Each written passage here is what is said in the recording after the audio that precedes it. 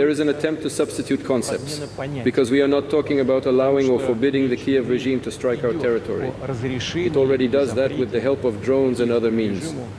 But when we are talking about the use of precision weapons, long-range Western-made weapons, it is a completely different story.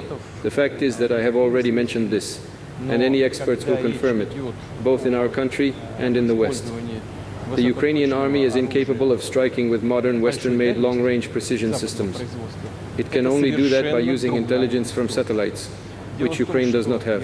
They get the data only from EU satellites or from the United States. In general, from NATO satellites. That's the first thing. The second and very important thing, maybe the key one, is that the flight missions in these missile systems can, in fact, be inputted only by NATO military personnel. Ukrainian servicemen cannot do this. So it's not a question of allowing the Ukrainian regime to strike Russia with these weapons or not. It is a question of deciding whether or not a NATO country could be directly involved in a military conflict.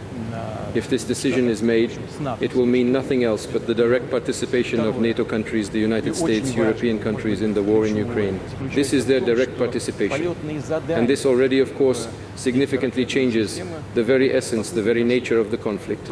It will mean that NATO countries, the United States, European countries, are at war with Russia.